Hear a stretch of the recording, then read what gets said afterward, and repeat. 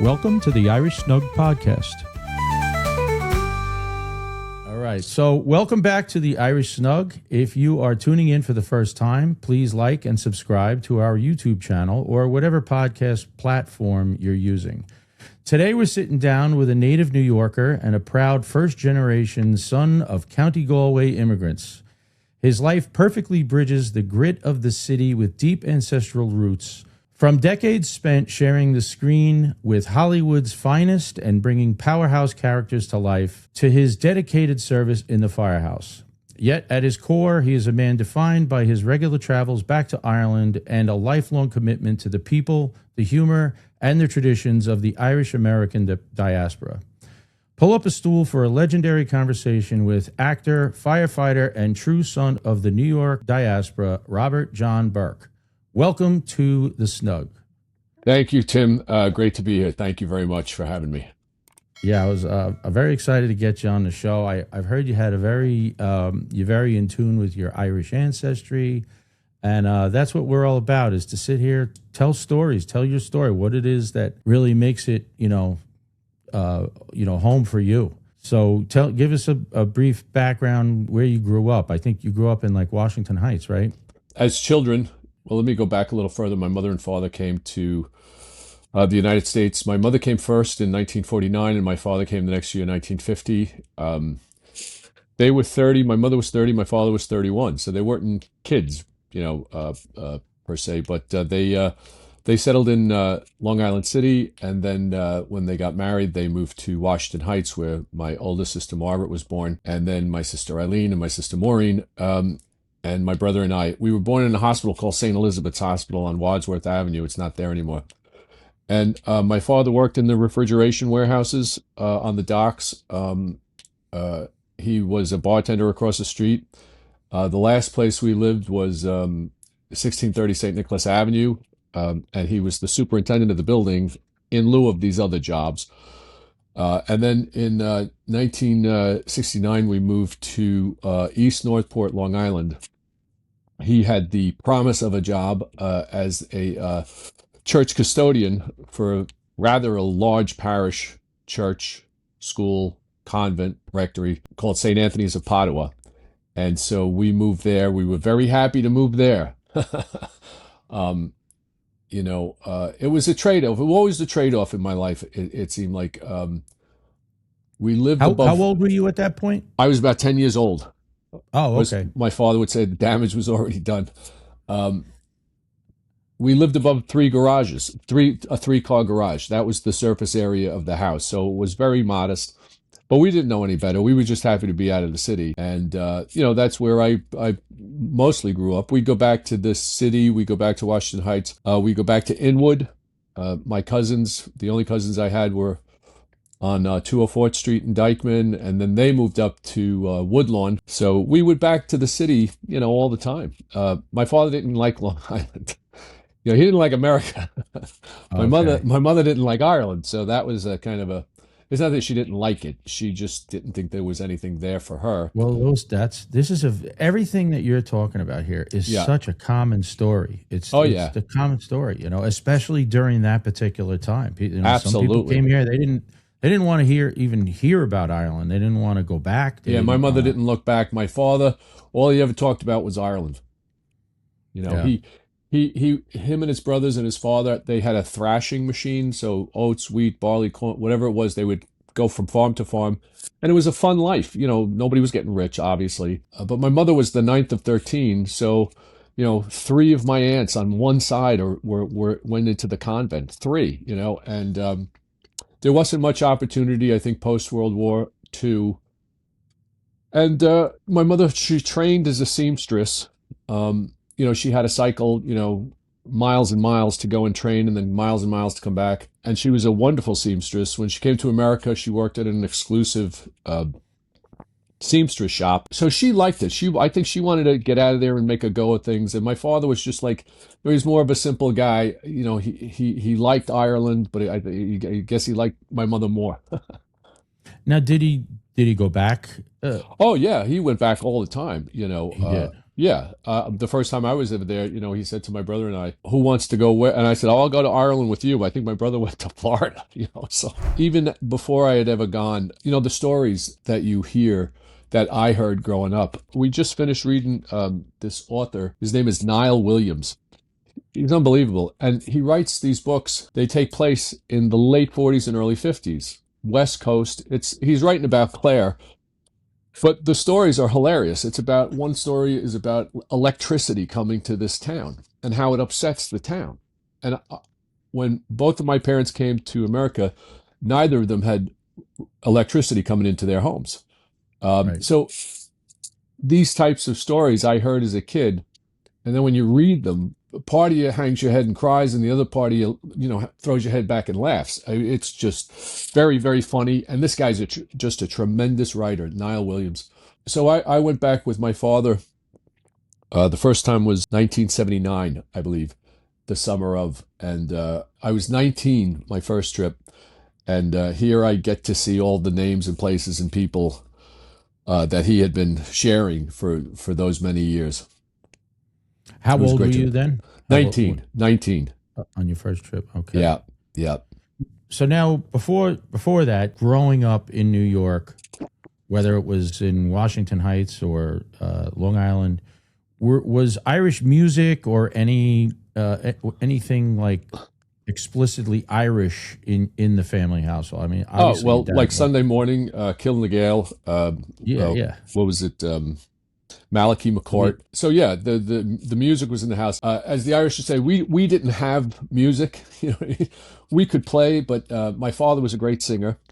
My mother appreciated. She was a great listener. I dabbled. I have 3 tin whistles at all times close by, and my sister Maureen is a tin whistler. My niece is a fiddler. But we didn't have the music like heavy trad. But it was in the house playing, that's for sure. And you know what? To this day, if I was to put on a tune right now, you would be able to. I'm going to say I would recognize it. Yeah. And if it's Sean No, if it's trad, if it's the modern day, we used to call it the Turalura stuff. There's all different levels of it, of course, as you know, the instrumental. Exactly. And then there's the ancient stuff, the real old stuff. So I still, if somebody asks me in an interview, what do you listen to? I say trad Irish. They're like, really? Yeah. And that's... I got, my last birthday, my kids got me a record player. And, it's like nostalgic, so I got this record player. I got rid of my record player probably 25 years ago, at least. What a great gift, though. Oh, I tell you, I pulled, because I still have all my father's old records, and the Clancy brothers, and like some real, like you were saying, the really old ones. I have a couple of really old ones. Yeah, there were like in the 20s and 30s, they had these Cayley bands, and it was instrumental. One of my father's favorite bands was the Ballinakill Cayley band, and they were a local band, but I think they recorded, and it's heavy accordion, and it's dance music by and large, reels and jigs. But it's great stuff. I mean, if that stuff speaks to you, at your core, that's what you like. I don't know how it got into me, but it did. So exactly, it's part of your soul. It is, right? Very much. I didn't grow up there. I love the place. I understand, but when you hear that music, it really just it's like yourself with the pipe band. How has it withstood the test of time? Other things have gone by the wayside because they didn't have the strength of the tenacity to hang on. But things like Emerald Societies and stuff like that, they seem to me to be getting stronger.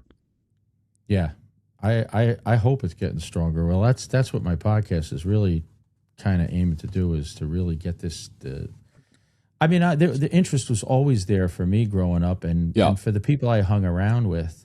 I guess in a way, I'm just trying to see who else out there has that same tenacity to want to keep it going. Yeah, what's a funny thing lately? I've been seeing Asian, Japanese, Chinese playing trad. Yes, that and doing the Irish dancing. My daughter was an Irish dancer for so many years. And no kidding. You'd see that. Yeah, you'd see that as well. Yeah. Yeah, my sisters went to Feshes when they were little. There was an infamous step dancing teacher in our neighborhood. So my sisters, all of them step danced. And going back to the, I see, there's a Japanese band out there now, and they're playing trad music, and I think they like the complexity. That's what speaks to them. The 36 notes and the stitching and the coloring. I think they find that fascinating and challenging as musicians. Yeah. Who was it? I forget who I was talking to last. That they were in Japan, and they went to an Irish pub in Japan, and yeah. You know who it was? It was Joni Madden. Do you know Joni Madden from Cherish the Ladies? Yeah. There's her and Mary Bergen on the tin whistle and flute, and that's about it, baby. Close the book. Yeah. Mary Bergen. Yeah, but she said she went to Japan, and it was just amazing. Like, who didn't know how to play? They had the trad music down. Like, it was amazing. I think that's fascinating to me. It's like, I sent a video. My sister Maureen is still, she still takes lessons for many years, and I sent her this Japanese guy playing some super, super quick jig, and she writes back, "The bastard," because the guy's killing it, But yeah, no, it's fascinating that people, we sit here and we hear it one way, and I wonder how they hear it, because they're fascinated by it and compelled to play it. There's a certain appreciation that's there. It's in there, and it must be hitting their soul similar to the way it's hitting us. A very nice thing when cultures, transcend each other and lock on. And I'll appreciate different music from around the world, obviously, but yeah, no, I've just been noticing that lately. Are you going back to Ireland regularly now? I haven't been back since 2019. In 2024 and 25, I did 14 trips to London, and my family was like, "You're killing us. Like, what are you doing? You're flying over us like every week." It's a funny thing with movie business. You're contracted to go to them. When you're done, they stuff you on a plane, you go home. You must not break your ankle or anything between now and you can't even get your hair cut. You can't do nothing. You have to maintain the same consistency during the film for continuity. And so I was not able to really book a trip to Ireland at that time, because that would screw up the schedule. And but I'll get over there. I get over there when nobody puts any pressure on me. I often joke that I never got to see much of the country, which is the truth, because I would go to my father's place. See, my father had one brother. One of my father's brothers married one of my mother's sisters. So that's two brothers married. So I'm killing an awful lot of birds with one stone. However, my trips would always be like 5 farms in one day, because of the amount of cousins. And you'll have a sandwich here. Well, I just had 25 of them. You'll have, So it became like brutal, like really to get to see everybody. Then we started to meet in the pub, and everybody would come. And then, being the actor and stuff like this, they want to talk, they want to see you, they want to say hello, and they know me since I was a teenager. So I never say when I'm going to go. I just book it and go. And I just go. I've gone in the winter. I like to go in February sometimes, because it's a lot more chilled out. We were there. I like going at that time of year as well. Yeah. I love being in a place when the turf fire is going, and not a summertime place, but yeah, I've been there when it was very frosty, like in December. But yeah, because then you're having a real experience with the country. You're not just a fair weather, stuck behind tour buses, on some country road. I've driven in snow over there. Have you? See, I have never done that yet. Yeah, I don't want to do it again. Well, I'm going to say you didn't have snow tires on that car. Yeah, probably not.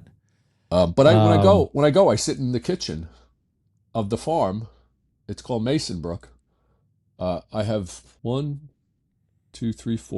houses on that land that are us. And so I don't really have to go very far. And then get out on the road, go around a couple miles to my other cousins. So they're all around this one lake. It's called Lacray. And it's very central, or east Galway, let's say. And, I know where it is. Yeah. Yes. So I'm able to see everybody, Yeah. And if my buddy Tommy, his mom is from Ballinasloe, which is not Ballinasloe. Yeah, you just keep driving east. It's the next big town. So your story is very similar to the same guy, my friend Tommy, who he's gone to Sligo, where his dad is from Sligo, and he's gone there since he's a little kid. Yeah. He spent all of his summers there. But Wow. he's gone there so many times. Both of his parents are gone now, but he still has all his Yeah. cousins, and he's gone to Ireland so many times. But it's only in the town of Tubbercurry. He never has actually traveled throughout Ireland. Same kind of story. I've been to Clare. I've been to Kerry. I spent good time in Kerry. Kerry's gorgeous. It's a lot of fun. Yeah. But my son has seen more of Ireland than I have. There was a trip once where his mother and my wife Blair and my son Dylan, they drove across the country to go to see Dublin, the Guinness, and Book of Kells and Trinity Church. And I stayed at the farm because I had to keep seeing folks. Yeah. It's not a chore. Well, you know what it is over there too is everybody. You don't want to make somebody feel bad that you're not. No, because then you get I the know that big feeling. X. You go there. Yeah. They expect you to see it, so it's like you got to fit everybody in. No, I would like to definitely see the whole country because I follow these Instagram accounts and it's just remarkable. It's like, that's Ireland? Oh my God. These beaches and Yeah. ruins. Yeah, so I definitely will, hopefully. I got to keep some gas in the tank so that I can do that. The last time that you were in Ireland, do you remember how? Well, why don't we put it this way: when you get off the plane, more in the more recent times, do you feel any differently than you did when you were younger? It's a very hard feeling. It's an emotional feeling. Right. Like the struggle all comes back. I know exactly what you're saying. Everything you're saying is very, very similar to the way I grew up. Yeah. Very similar. Growing up in, you said Northport. East And your Northport. sisters, East Northport. And your sisters did Irish dancing? Well, they did in the city. They were grown. Oh, okay. They were all, my oldest sister Margaret was an oncology nurse at Columbia Presbyterian, 41 years. My sister Eileen was a speech pathologist, and then my sister Maureen was burn care, Jacobi Hospital, early 80s, in the burn center. And then she did nurse transplant coordination. We joke they have 300 years of nursing between the three of them. Wow. They were remarkably strong people.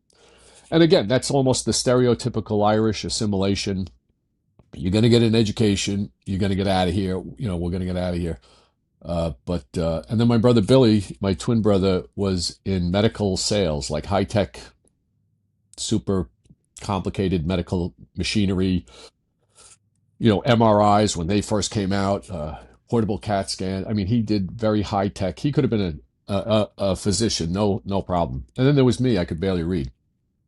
But my father, we knew somebody in the police department, John Timoney. He was the first deputy chief.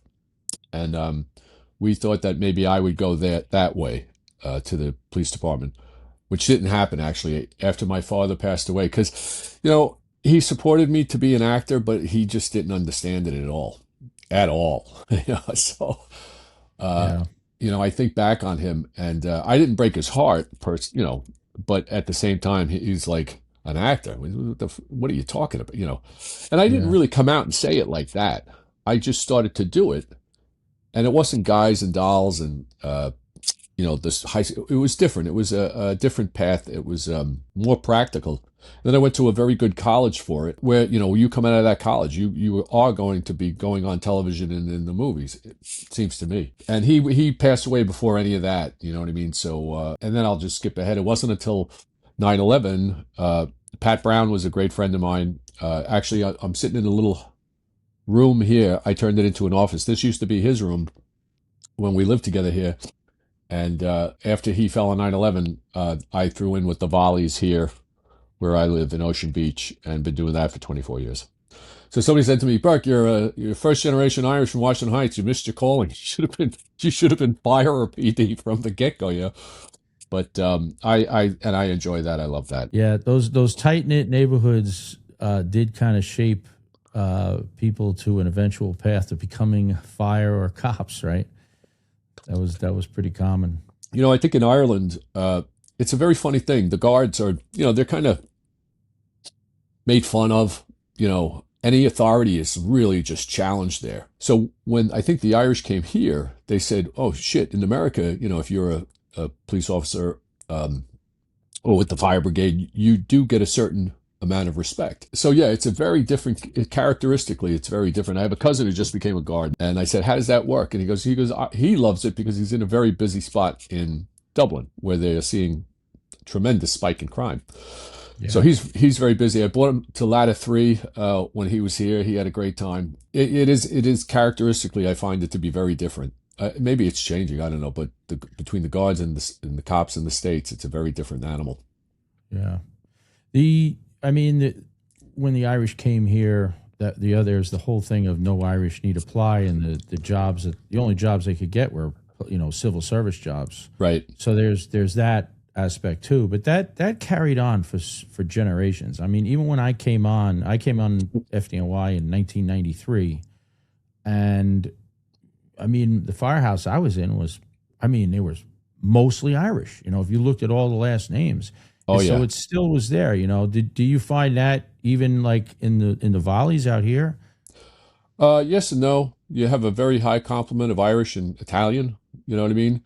But as neighborhoods change ethnically, you have different ethnicities who come forward and serve, and that's a wonderful thing, because that's a pathway into the American dream, is to serve your community, paid or unpaid. When you read the history of New York City, most costly, deadly riot in the history of the country, it was the draft riots of the Irish, because I think they had had enough. Coming off of famine ships, half dead. Now it's like, here, take this gun and go fight him. It's like, what? Or if you're rich enough, pay that guy $300 and you can get. It's like, I don't have any money. I don't have any food.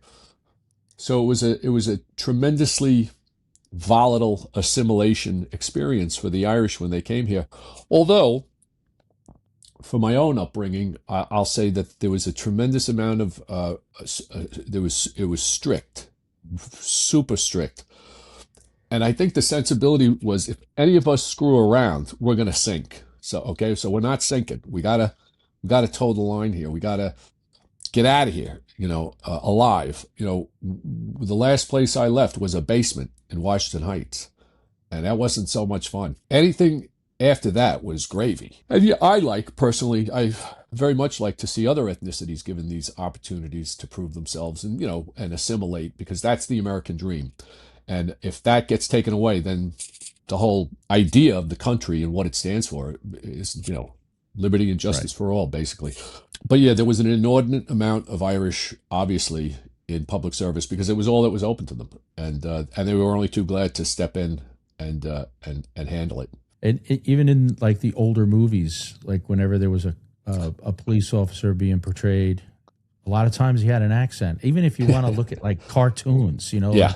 like Bugs Bunny, like the police officer always had an Irish accent. To the point of what do they call it? Stereotype, the big Irish cop. Yes. Because that's what he was. He could speak the language. He could sign his name in English.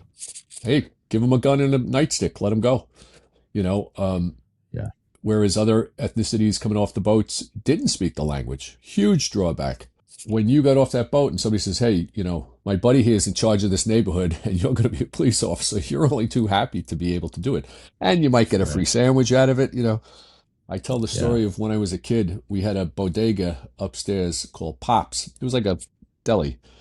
And a couple of cops would come in and they put their sandwiches on the counter, and maybe a soda. And Pop would just go, come on. And, oh, no, because they want to pay. Come on, get out of here. And so I say, hey, these guys are getting it free. See, you can't do that anymore. You can't take a cracker these days. But I remember specifically, at noon, whenever they would break for the meal, that Pop wouldn't take the money from the police. Nobody ever broke in his store. Right. Because they'd sit outside that store at night when they were just, so. And that makes sense. It worked a couple of different ways, I suppose. So, do you have any stories that were passed down from your dad, like anything humorous or? Oh, there was hundreds of stories. One of them I heard at my mother's funeral from my sister Maureen. My sister Maureen did the eulogy, and then it was substantiated by an aunt of mine. My mother had an attack of appendicitis, and she was trying to get herself to the hospital in Galway City. And she got on her bike, and she started to cycle 16 miles. And somebody said, "Oh yeah, young Mary Dolan had I think she has the appendix or she has something." And they said, "Well, she can't have that because she just went by on the road." She said, "Oh yeah, no, she's going to the hospital." So she was hit by a drunk driver in 1976. But after my father passed, we took care of her like for 20 years. I had a tremendous relationship with them. I worshiped them, absolutely worshiped them. That's the key that gets us through from leaving that country to this country, is the glue, is the love, and the respect. Respect even more than the love. My father, he didn't care if you loved him at all, but you were going to respect him. And well, that was very common. Absolutely. So yeah, no, they were wonderful parents. They were loving. They were strict as hell. But as a child, I think you want to feel safe. You want to feel like they know what they're doing. We're going to get out of here. It's going to be okay. But like, we never really realized that we had no money. You know what I mean? Who cares? Oh, Jimmy's got a swimming pool. Oh yeah. Like we moved to Long Island. When you don't know, you don't know. Exactly. I use that sentence all the time. You don't know what you don't know. I'll tell you. Even in the fire service, it's very prevalent, because the more I learn, the more I know I do not know. Boy, oh boy, oh boy. Yeah. When I was, not that this is like, maybe this is an off analogy here, but when I was a youth football coach, I coached my son when he was, 7, 8, 9, 10 years old. And I remember one of the first practices, like the kids were all around there, and I said, first, it's the first practice. And I said, all right, here, who wants to win all our games this year? And everybody raises their hand. Yeah. And then I said, well, I only want to win half of our games that we play this year. And all the parents are like, what? And I'm like, well, let me explain. You could win, you can go out there and win all your games and feel great about it, and rightfully so. But you didn't really learn much. You could have won a few of those games by mistake, and you don't even know what your mistakes were. But when you lose, you learn from those mistakes. And transfer that over to the fire department. From a teaching perspective, I always said that, got to make mistakes, and hopefully nobody gets hurt while those mistakes happen. But those are when the biggest lessons are learned. I'll tell you, I've never learned anything from success in my life. Nothing. Nothing. And thank God I didn't get killed or die. But and that's just my life. That's not even the fire service. Yeah. So much of the fire service has been predicated from occupancy to outward opening doors to smoke, what have you. It's always based on tragedy, it seems like. It's always reactive. It's always reactive. Yeah. And the day-to-day business of responding, it's always these little. I was reading. Well, no, actually, some instructor was talking about. He goes, we think it's the big things. It's not. He says it's an amalgam of the little things, in terms of your response tempo and preparedness. I read a wonderful thing a couple of weeks ago. 90% of what's going to happen at your next fire has already been determined. And that's your training, that's your equipment, that's your bosses. Good way to put it. It's shocking though, the reality of that, to really take that in. But to your point about losing half the games, I mean that's a great thing, because it's a life lesson too. It's not just Plus youth football. Yeah, they're 8. You're not. I used to keep a pocket of candy with me on third base as a coach.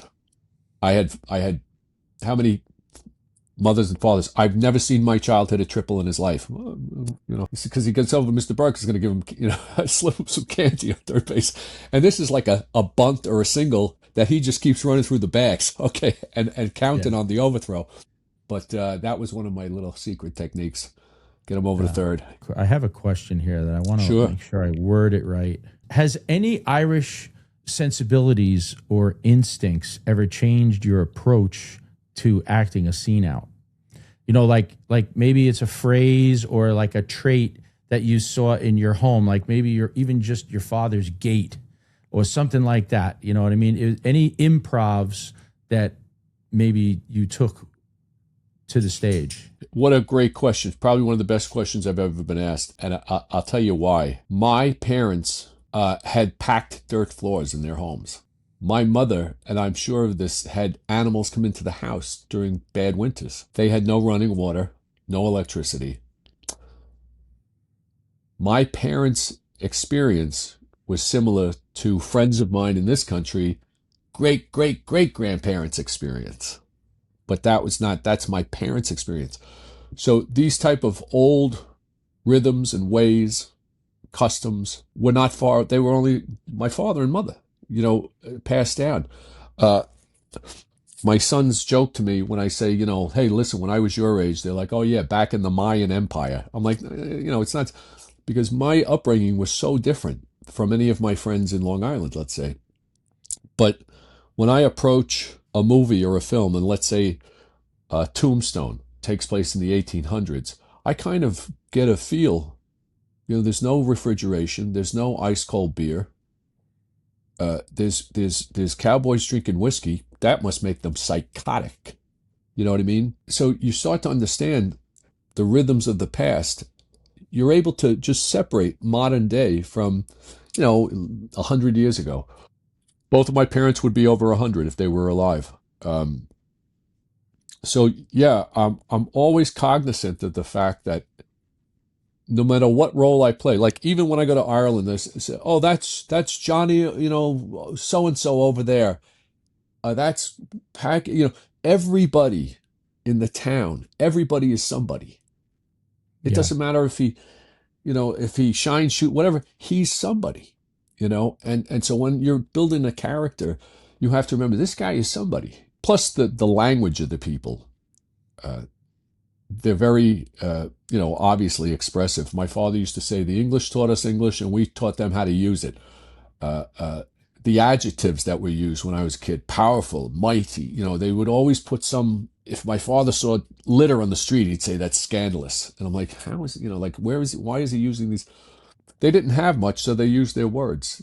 The oral tradition, the Shanachie telling stories around the fire, Yes. when I was a kid when I was a teenager in Ireland and the pub would close and then we go into this back room and sandwiches, more pints, more this, that, the other. And then guys would start to tell stories like grown men. And I was like, what? So, and one of them was even more scary than the next. They were like, oh, I saw a light on in that house, a candle in the window. There's, those type of, like, I don't want to say ghost stories, but stories about spirits.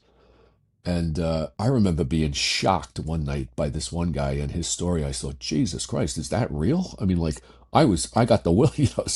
And then we were driving home at 6 o'clock in the morning. Everybody's banged up, backcountry roads. These three white horses come out of the fog. And I'm like, saying to my uncle, I'm like, is that bad? I'm like, but so to your question about just the sensitivities, the literature, the music, the culture of the Irish. It's like one big radar dish. You're an island. You're watching the world pass by you all the time. So I think it heightens the sensitivities artistically, be it a painter, a dancer, a musician. And certainly for me as an actor, I think being Irish, my sensitivities, and we're not even talking about the oppression, the 800 years of oppression, Right. what that'll do to you. Yeah. So given the chance to express yourself as an actor, you're just a lot more sensitized to who a person really was in life, and what made them click, what made them tick. That's great. Thank you for that answer, because I think that's exactly what I was looking for. That's awesome. Great question. Are you still doing much acting? Yeah. I just came off of a film. I was hired for 3 months. The film went 8 months. It was with Tom Cruise. It's a big movie. We're shooting in Pinewood Studios, where they shot all the 007s, and it was just historic. I was with him every day. More of a gentleman, I cannot tell you. I feel bad. Remember, it was right after 9/11. He was doing he was involved with that whole detox thing. The detox thing. Yeah. So there was an event. I was at it. Okay, so I'm playing the bagpipes. Yeah. Playing pipes at it. We played as people were entering. Yes. And there was only like maybe 8 or 10 of us that were playing the pipes as people were entering. So Tom Cruise came in, and right when he came in front of me, he came to shake my hand, and I said, "Show me the money." And he goes, "Show me the money." And then I said, "Show me." You remember in the movie how they go back and forth. It's like, show me the money. And I screamed. To my point, I actually had a few beers in me at the time, so I was probably a little bit louder than you thought, acceptable. And he kind of like, he's a great. He would have thought that was hilarious. He would tell that story later. And you're kind of waiting for the other shoe to drop because he's such a big guy, big name, and you hear these gentlemen from the time he sits there in the morning, and Timmy, I can't even convey to you. Shaking people, hey, good morning, good morning, good morning, good morning. It's like a half an hour to say good morning to everybody. I have a reputation for being a nice guy, but I'm not that nice. You know what I mean? So he was just, can't even say enough for the guy. So, but I was at that event and I met him there and we talked. And I remember Joe Higgins. He might have been at 111 Truck at that time, or I can't remember where he was, but he went through that detox thing apparently. You do aerobics, you take niacin, and you go into a sauna. I figure you're going to sweat stuff out that way. But Joe was saying that he goes, Burke, green stuff was coming out of my eyes because he spent a lot of time downtown. And, he's an actor. He put up a couple of $1 million of his own money. And guys went through it, and guys had very positive results. So God bless them. Listen, I remember at that event, people, there was like a white cloth there, and it had purple on it. After they wiped their face. Well, God only knows what people were breathing down there, because this burning against this burning with this burn, who knows what that makes? It was, the old hazmat guy would say, methyl bad shit. It was terrible stuff, and it's still in guys, obviously. But Cruz, God bless him that he would do something like that. Anyways, that's it. It's a movie called Digger. It's going to come out October 6th, I think. And then there's another movie called Subversion. It's with Chris Helmsworth. He's the guy who played Thor. And that's he plays a disgraced submarine captain, United States submarine captain. And I played the admiral who disgraces him. So those are just two that I finished. And we're waiting to hear on this other thing. But then in September, I go back to Vancouver for an HBO show called The Last of Us. It was very popular, based on a video game.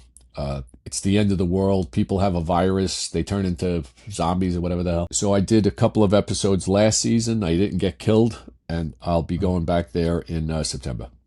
Okay. Yeah. You know what I wanted to ask you? Were you in the movie Copland? Yeah. You were. So, I was too. Perhaps you saw my cheek. Were you piping? Perhaps you might have seen. Oh, is that you? No, turn that way. I recognize you. Jesus Christ. Yeah. Were you piping in it? No. Oh. So in my old firehouse, I was in 75 and 33 in the Bronx on Jerome Avenue. Yep.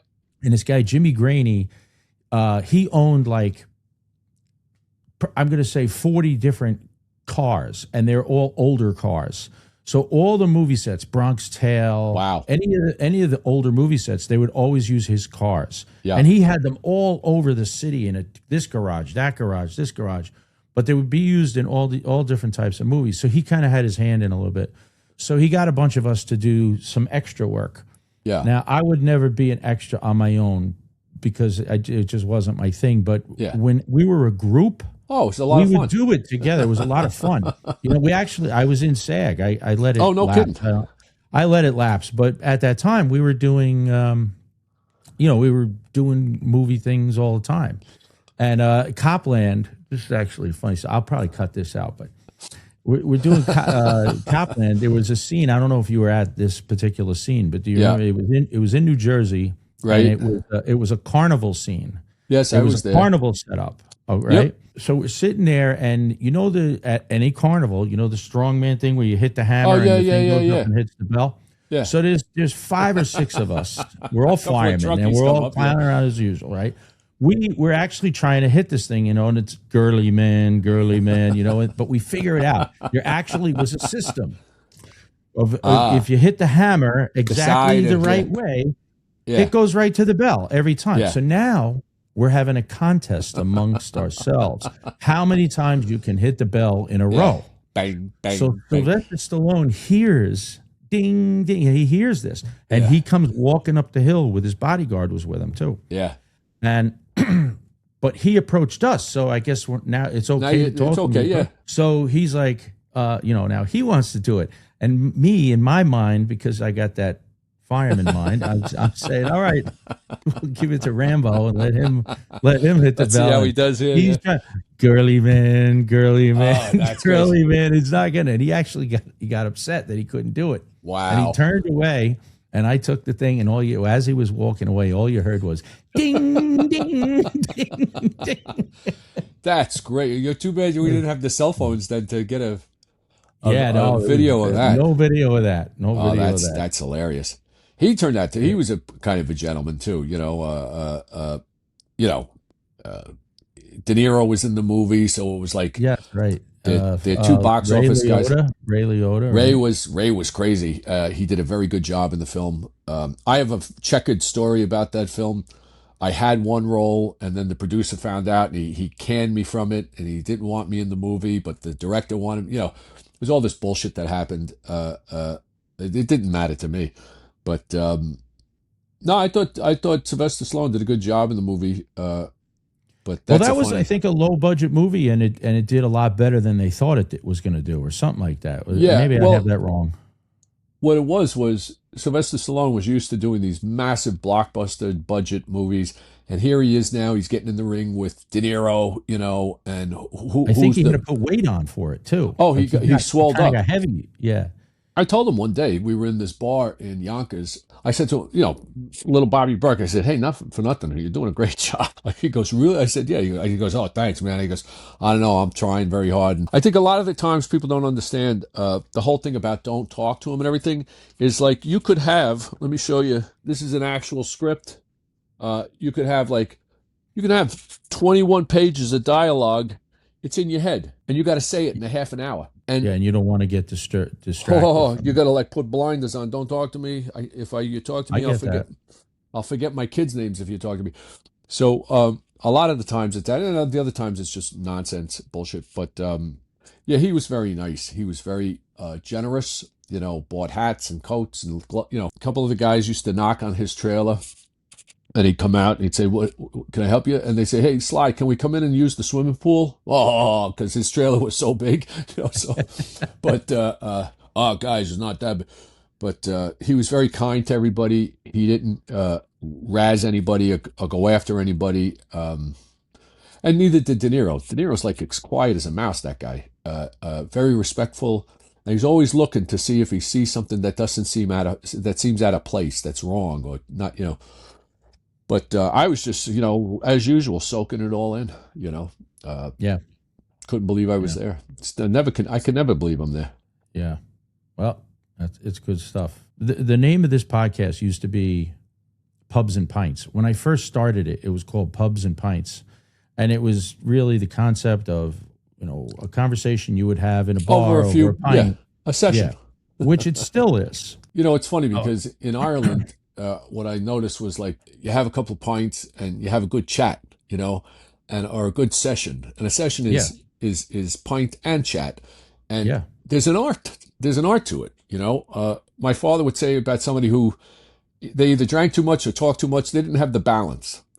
And my father would say, there's no comfort in him like this, It's so you have a good old chat with somebody and you're giving and you're taking and you're listening and you're, so it's the Irish, that's a very central part of the culture in the pub anyway, because the pub was so central for so long.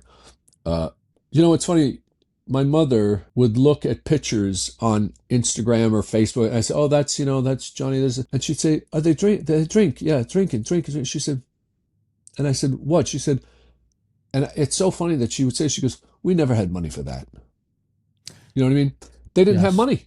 There was no money. So you didn't, I mean, Dad went to the pub on a Friday night, maybe, or a Saturday or a Sunday afternoon, but the kids didn't, certainly. The teenage, nobody had any money. My father would say, Jesus Christ, we had no money. My father used to tell me, he'd pick up some turf or something and dry it out in his hat and then later roll it and smoke it because there were no cigarettes during the war either.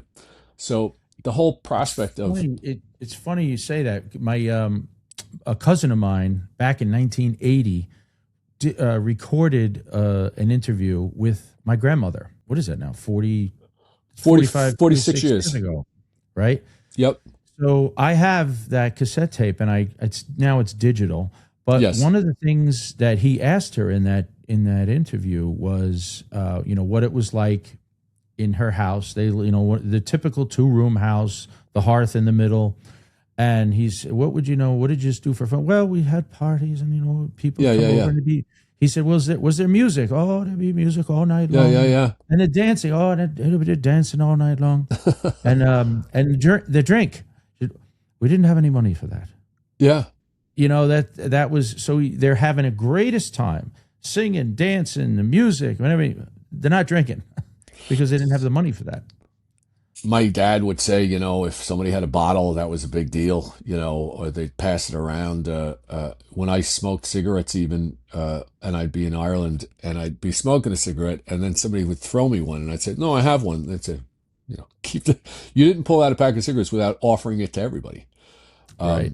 But certainly modern day, let's say from even the 80s on, young people having money to go into the pub is new, from what I've heard. And then, my father used to, and my mother tell me that they'd meet at a crossroads, two streets, two boreens out in the country, and have a bit of music, a fiddler, an accordion player, and have a bit of dancing, step dancing. And that was the fun, you made your own. But certainly my parents didn't go into pubs when they were young and hang out and right, all that. Even St. Patrick's Day when I was young, you went to mass. You didn't drink. My father didn't drink on St. Patrick's Day. It was a holy day of obligation to him. We went to mass.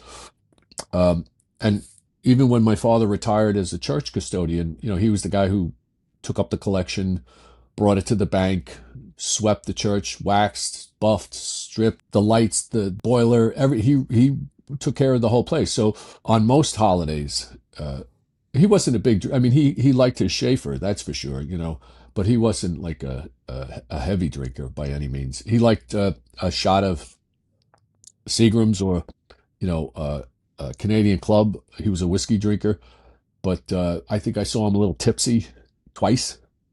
He was big. He was a big, big man. But again, the drinking was kind of a stereotypical thing.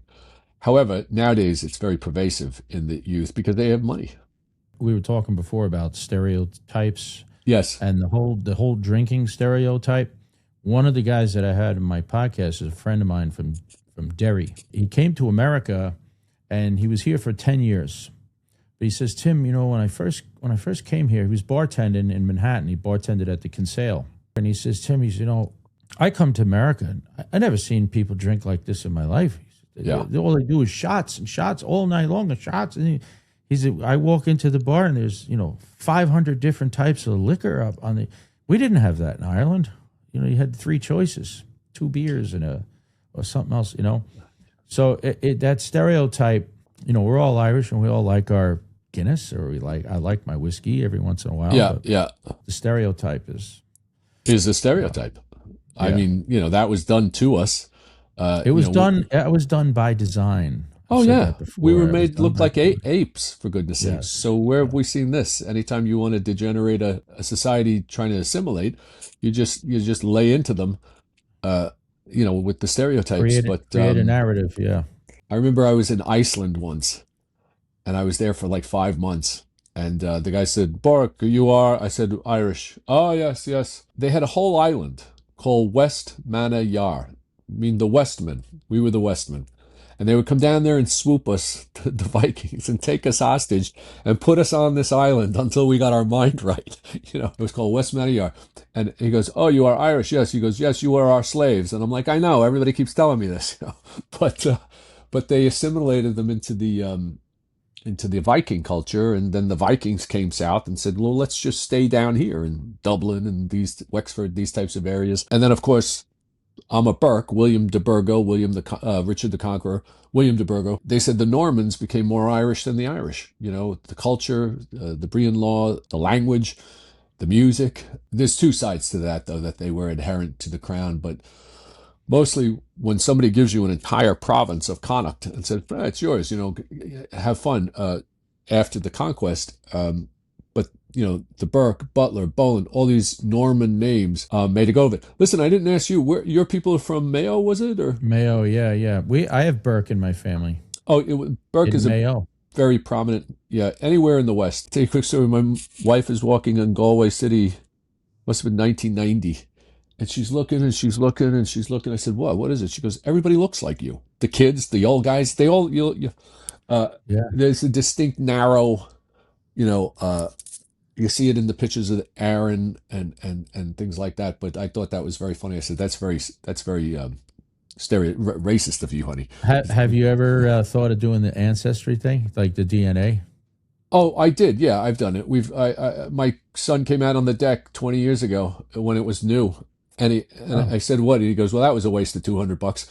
And he threw me the result. The middle of the middle of the middle of my father and mother's town, 500 years. And if you want to go back further, you got to fork over another $200, I suppose. But there was no oh, need, you know, uh, 98% Irish, 1% Scandinavian, and zero and one other percent unknown. yeah. That's the same thing I got. So it's like, it's as my son said, That'd he be goes, funny though if we were related, because well, my grandmother was my great grandmother was a yeah. Burke. Oh, no kidding. When the Norman conquest happened, if I really didn't have a last name. I was Mac, son of James, let's say. But Yeah. after the Norman conquest, and if I swear allegiance to de Burgo, William the Conqueror, then I'm of Burke. So I become a Burke that way, not genetically Oh, per se. You were going to take the name of the king, or be of his clan, let's say. You didn't have to necessarily be related to the guy to say, "Hey, I'm with him." So right, right. Do you I, golf? I don't. I don't. Oh, you got to get No. into it, man. So, well, you don't have the time. You don't have time. I do, but I never did. I remember there was a priest named Monsignor Judge, Tommy Judge. He was one of the nicest guys in the world. He took my father and I out behind the school once, a big grass field, and he said, "Bill, hit this golf ball." So my father hit it like a hurley. He drove the ball. This is a true story. He drove the ball into a new housing development and broke a window. We heard the crash, and my father and I and my brother were looking at this, and the judge is picking up the golf clubs. He goes, "Come on, we got to get the hell out of here." You broke the. He says, "Yeah, it must have been 300." He was because this ball took off. Whatever, my father probably could never duplicate that shot again. But the way everybody else's father would hit a baseball, by throwing the baseball up and then swinging. My father would throw it down like a hurley slither, and I mean, this thing would take off like. So it was funny. That's But no, I never did golf. My brother Billy is a great golfer, apparently. I okay. went with him once. I didn't care for it. How did you actually connect with Patty Brown? Where did that friendship Family, start? friends, I think we ran into each other. We had a mutual friend, this guy Frankie, who was a restaurant owner downtown, and we just started to knock around together. And I worked in a club as a bouncer, believe it or not, on 14th Street. And Patty knew the manager of the place, a guy Billy Gilroy, Jimmy Gilroy, and they were from downtown. And they were like, how do I describe it? Put it this way: Patty's father was an FBI agent. Billy and Jimmy's father, I think, was a loan shark. My father was just a working stiff. So all of our fathers worked on the docks in some capacity or other. Anyway, Patty and I just knocked around together. And at that time, I was a contractor.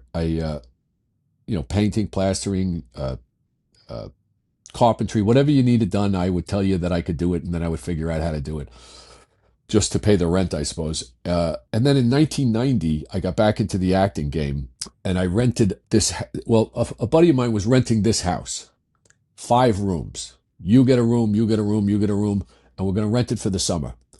Beautiful, secluded. The beach is right here, and I said to Patty, "Hey, you want a room?" And he goes, "Yeah, sure. How much?" I said, "Like $1,400. You get it from April until November. It's a steal." Yeah, yeah, yeah. So he threw in for I suppose 5 years in a row. This was his little room here. And then in 1996, I bought this house. I remember the first time I looked at this place, I said, "Who could own a house like this?" No, but there were no homeowners in my family. Actually, my sisters did, of course, but my parents never owned a home. yeah, Pat and I became, and then he says, "Hey, do you mind if I put you down next to Kin?" Yeah, whatever. His brother at that point was living in Las Vegas. His sister was in Westbury. You know, we knocked around. He was the godfather of my second son, Dylan. You know, we were just buddies. And so, but the funny thing is, when we hung around first, I was just a contractor. You know, I wasn't even in. I had never done a movie or anything like that. And then he used to get a big kick out of the fact that I was starting to do the acting. And yeah, he almost. Did you know John Drennan as well? I didn't know John. No, I got to know Vina pretty good. You did. I don't know. That was a whole kind of sensitive thing too. Why is Patty Brown taking care of the Drennan family? Why is in that particular house? And what it was kind of a mutual. You know, Vina said, "Oh, I sign off on Pat," and he didn't have kids. He didn't have a wife. He had to go home. He could devote his whole time and his whole detail to John.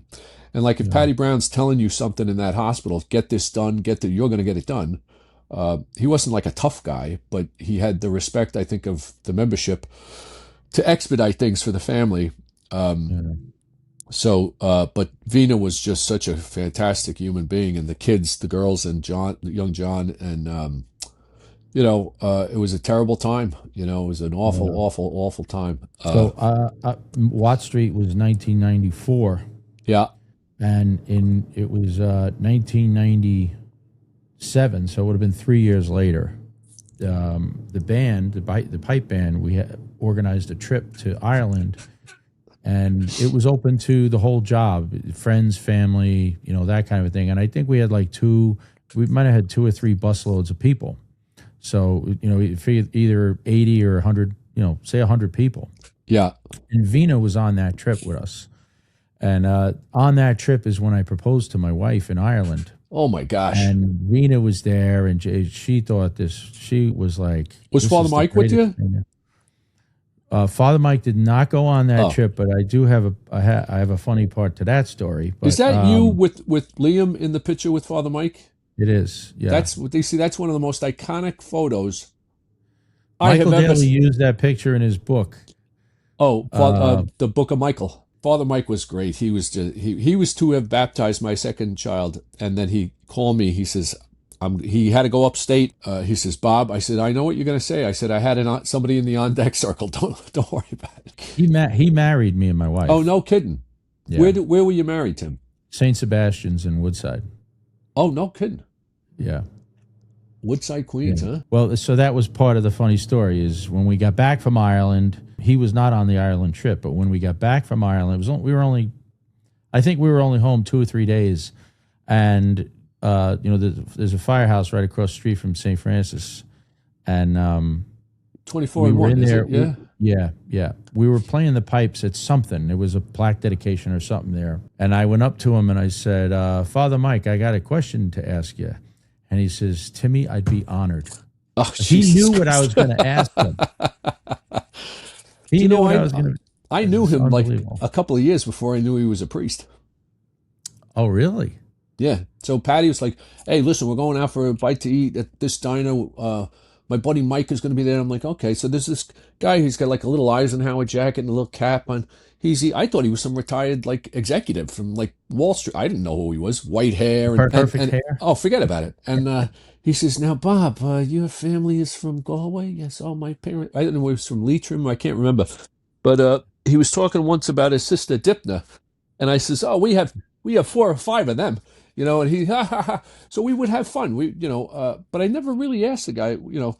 Then one day I was on 31st Street, and here he comes in the brown. He was a Franciscan priest, which I didn't know they even had priests in Franciscan. I thought it was just, friars and brothers. And he's like, "Hey, how are you?" I says, "Oh my God, how you doing?" And he goes, "You like it?" Like this. And I say, "Yeah, you look great." What a gentleman. I remember Pat would have a bad time sometimes with a little bit of depression after John Drennan, certainly after poor Peter McLaughlin.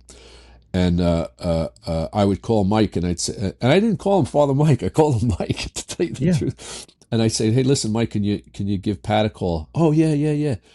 Patty's number, 677-5517. I still, I still remember it. And I knew he wouldn't not answer for for Father Mike. He would pick up the phone. Hey Pat, it's Father Mike. I'm leaving you. Oh, so but Patty was the best. Mike was the best. These were a tremendous order of people. When Mike Daly got the Order of St. Francis at St. Francis of Assisi on 31st, he invited me to come that night. It was after 9/11, and it was ostensibly the award was given for his reporting, but it was given by the Order of St. Francis. And I forget who else won the award that night. The bar was high with those people. That's all I can really say. That's a really good way to say it. Yeah, really, and they kept it high. They either maintained that level of professionalism and bravery and courage, or they exceeded it. They very rarely. I don't know that they ever went below it, and that goes for Father Mike too. He pushed the limits. He used to call me. Remember before 9/11, people were just starting to get cell phones. Yes, they were just starting to get them, and I had one, and he would call me on St. Patrick's Day. So Father Judge calls me on St. Patrick's Day, and he would always leave me a message, as if it was an answering machine, kind of like. Yeah. It's just, I wish I had this messages. Oh, God, day. I hear you. I don't know how I lost them. You didn't know how to save messages on your cell phone back then. Well, you had to erase them because it would only, it would only take up so much space. Yeah. But he would say, "Oh, Tim, I just want to give you a little blessing for St. Patrick's Day." Oh boy, now bow your head. Like, now he's as if he was talking in the to message. Me. Now bow your head, and then he would leave this long prayer. Every St. Patrick's Day. Wow. He was, when they talked about canonizing somebody, that I thought to myself, that must be all throughout the ages what a saint is like. Do you know Father Chris Keenan? I'm sure I know Chris very well. So I said that to Father Chris, and he said to me, Michael wouldn't want that.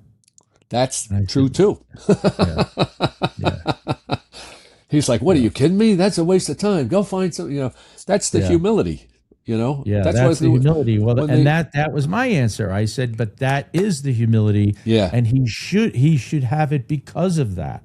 Listen, they asked Mother Teresa, blah blah blah, and she says, "Nah, I never felt close to God." Oh Jesus, what are you kidding me?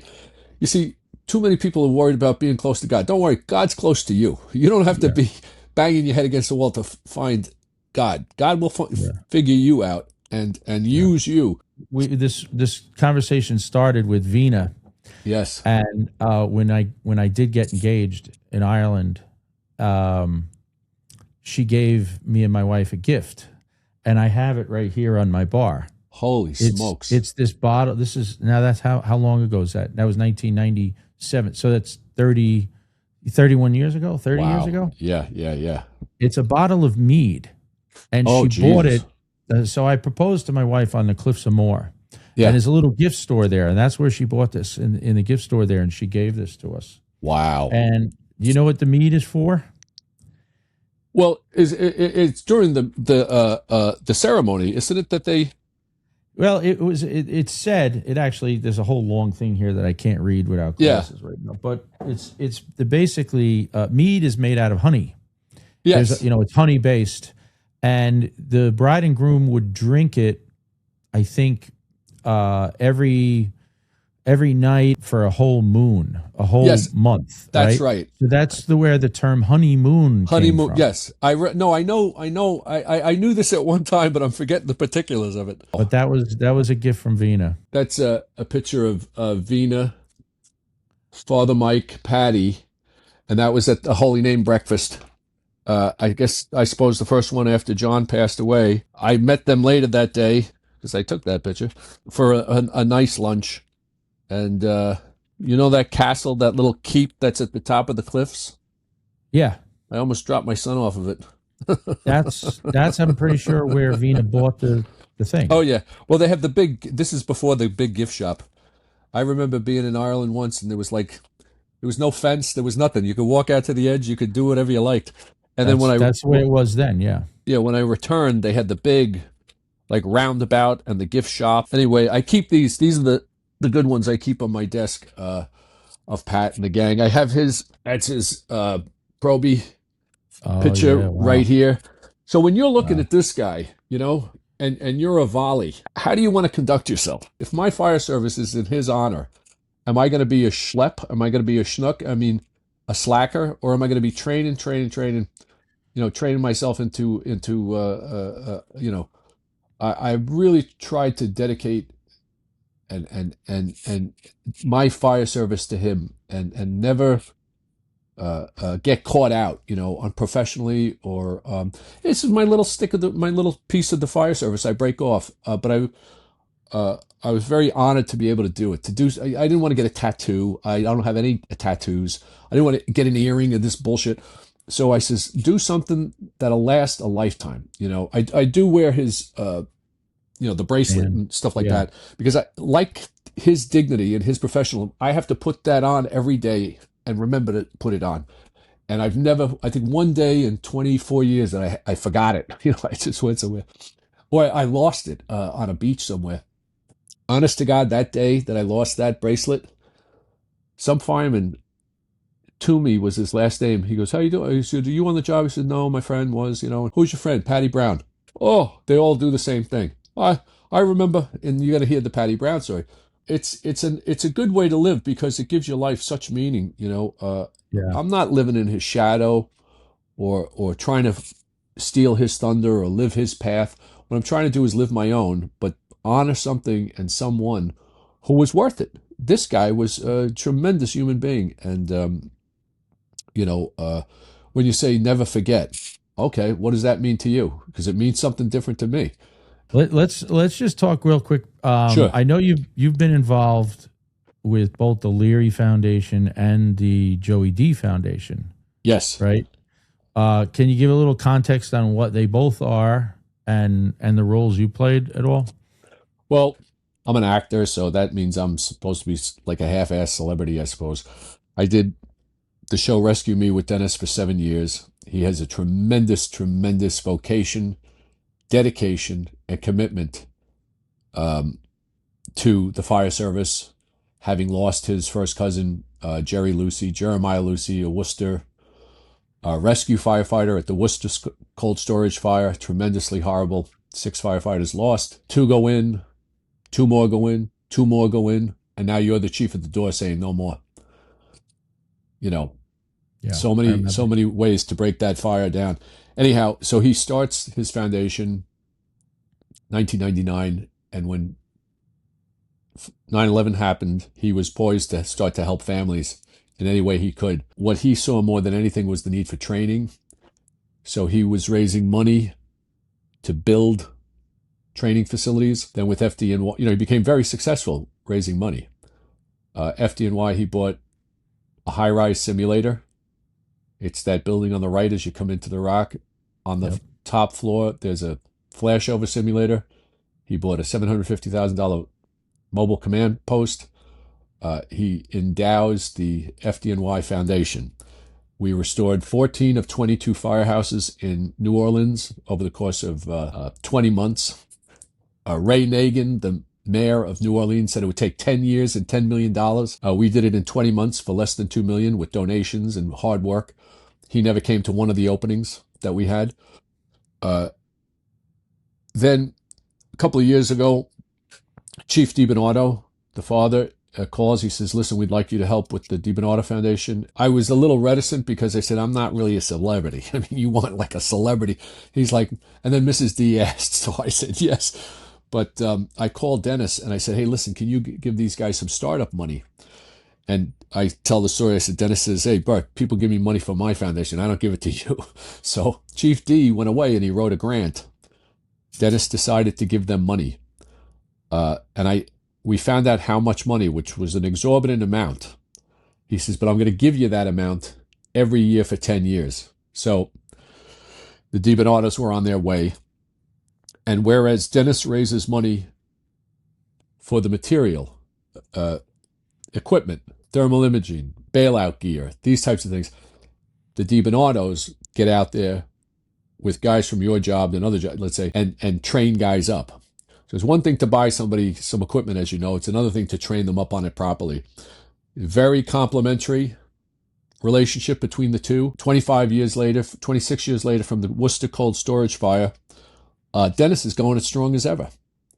He will tell you, my hope is that I go out of business someday, and it won't happen. Firemen will, the fire service is a funny thing because we get bailout gear, we get thermal images, but we also get lithium batteries. So the danger is always commensurate with the level of innovation you can bring to it. So his commitment is as strong as ever. I just tell you another story.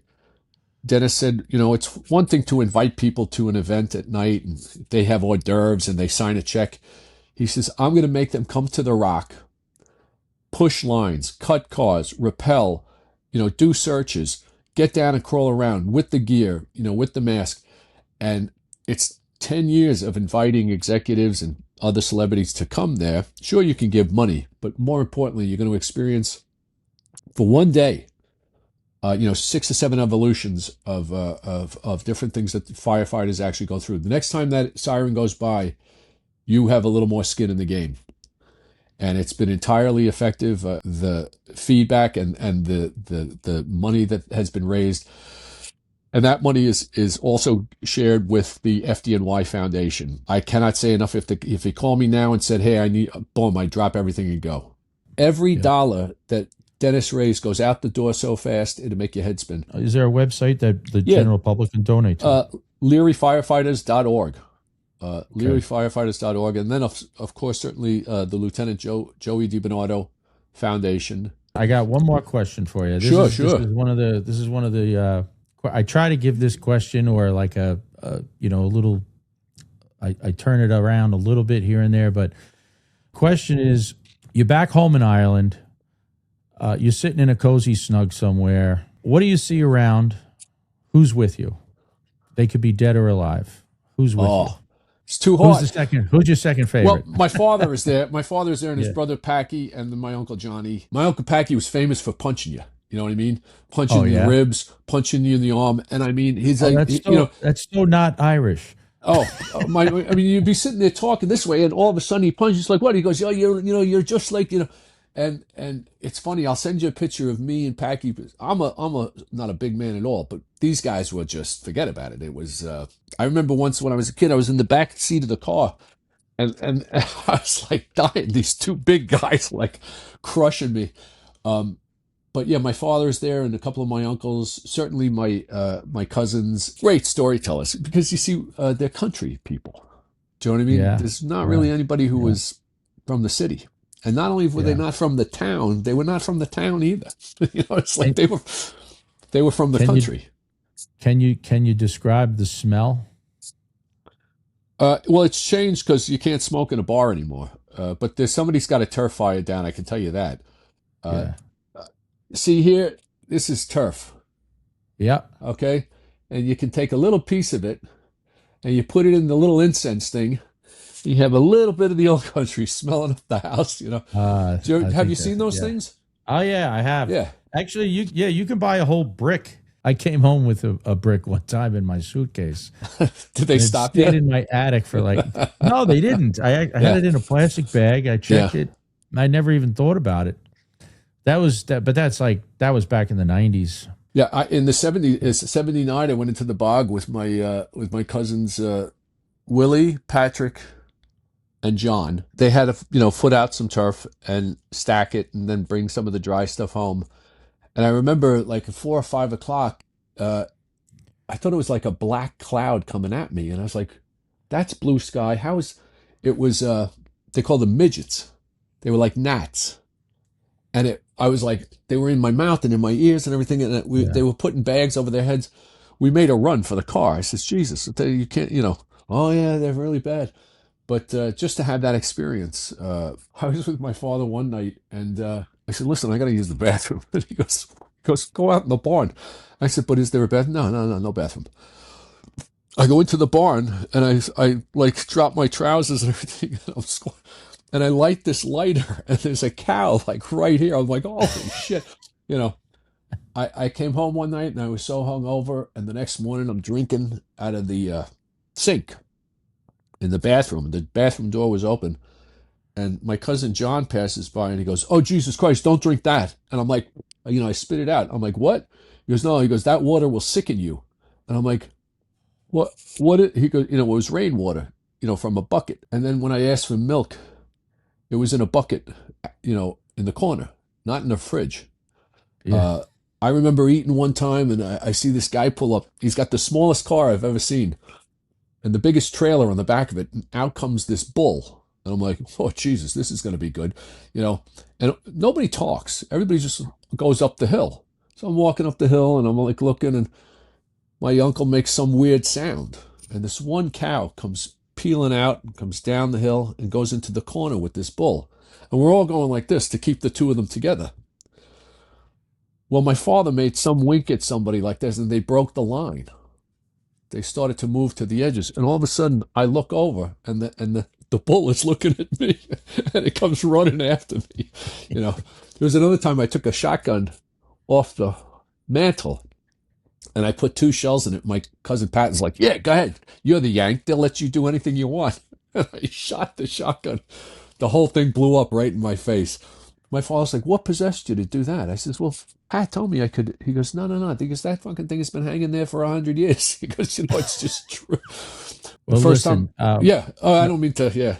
no. I actually do have to. I got to get running. I'm going over to my mother's for dinner. Well, listen, But I appreciate you having me on. It's an honor, and guys like yourself who I've met over the years, it's always been just a privilege and an honor, and I definitely same. mean that from the bottom of my heart. I'm So thank you. absolutely, man. I'm really glad you came. I'm currently building out this Irish Snug cultural network, Right, where the voice of the network is this podcast. I The see. network is meant to it's going to be meant to unite like pubs, musicians, artists, storytellers, organizations, and what I call the keepers of Irish culture and tradition. Yes, I Um, can send guys your way if you like. yeah, no, I would love it. We're Actors and preserving the culture and the traditions through these stories. yeah. With guests like you. I really appreciate you taking the time. Well, it's worthy. It's honorable. It's worthy, and it's something I'm deeply interested in. And it's my life. I don't apologize for it either. That's I was lucky enough to be born into, really. But anyway, Tim, I'll let you go. Yeah, All the hey, best, and thanks for having me on. thanks, Bob. I really appreciate it. It was fun.